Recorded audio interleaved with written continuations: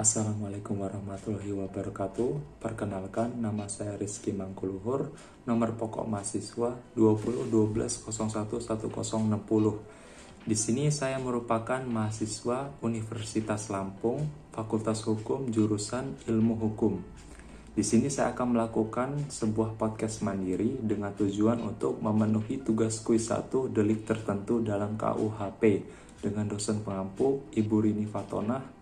Tugas tanggal 22 September 2021. Permasalahan yang akan saya bahas dalam podcast mandiri ini adalah unsur-unsur tindak pidana terhadap kedudukan negara dan kejahatan terhadap ketertiban umum beserta contoh kasusnya.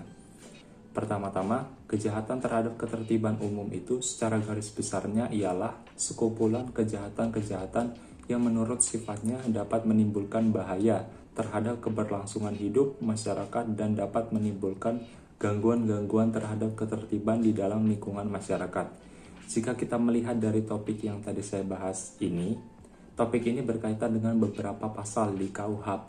Tindak pidana kejahatan terhadap umum ini ada yang sudah diatur dalam KUHP, seperti misalnya pasal 170 untuk tindak pidana kejahatan kekerasan secara terang-terangan di depan umum.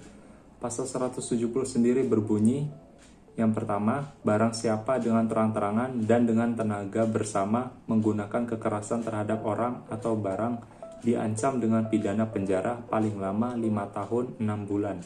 Ayat kedua, yang bersalah diancam yang pertama dengan pidana penjara paling lama 7 tahun jika ia dengan sengaja menghancurkan barang atau jika kekerasan yang digunakan mengakibatkan luka-luka.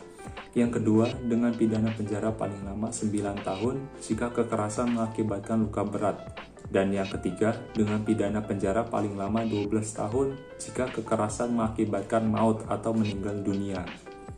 Nah, pertanyaannya adalah kenapa pasal 170 ini digolongkan sebagai kejahatan terhadap ketertiban umum? Menurut Jacob Martin van Bemmelen, seorang ahli hukum pidana kebangsaan Belanda, memberikan penjelasan terhadap pasal 170 bahwa kejahatan yang diatur dalam pasal 170 ini merupakan tindak pidana yang ditunjukkan kepada penguasa umum. Misalnya, jika ada yang menyerang polisi yang bertugas saat melakukan demonstrasi atau merusak fasilitas umum. Penempatan pasal 170 dalam bab 5 sebagai delik kejahatan terhadap ketertiban umum, maka dimaknai sebagai tujuan utama perbuatan tersebut adalah mengganggu ketertiban umum, sehingga harus bisa dibuktikan kejahatan yang dilakukan untuk membuat suasana tidak aman. Adanya orang yang luka atau mati serta rusaknya barang-barang bukanlah tujuan utama dari pasal 170 ini, melainkan akibat dari perbuatan yang menggunakan kekerasan secara bersama-sama dan mengganggu ketertiban umum. Pasal di KUHP selanjutnya yang berhubungan dengan topik tindak pidana kejahatan kekerasan secara terang-terangan di depan umum yaitu pasal 172. Pasal 172 berbunyi, barang siapa dengan sengaja mengganggu ketenangan dengan mengeluarkan teriakan-teriakan atau tanda-tanda bahaya palsu, diancam dengan pidana penjara paling lama 3 minggu atau pidana denda paling banyak Rp900. Pasal 172 ini termasuk sebagai tindak pidana kejahatan terhadap kedudukan negara dan kejahatan terhadap ketertiban umum dikarenakan mengganggu dengan cara meneriaki atau memberikan tanda-tanda bahaya palsu yang mana bisa membuat kegaduhan atau kerusuhan terhadap ketertiban umum. Dan yang terakhir ada pasal 503 KUHP. Pasal 503 sendiri berbunyi diancam dengan pidana kurungan paling lama 3 hari atau pidana denda paling banyak Rp225.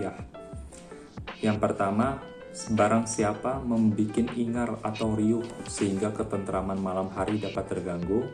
Dan yang kedua, barang siapa membuat gaduh di dekat bangunan untuk menjalankan ibadah yang dibolehkan atau untuk sidang pengadilan di waktu ada ibadat atau ada sidang.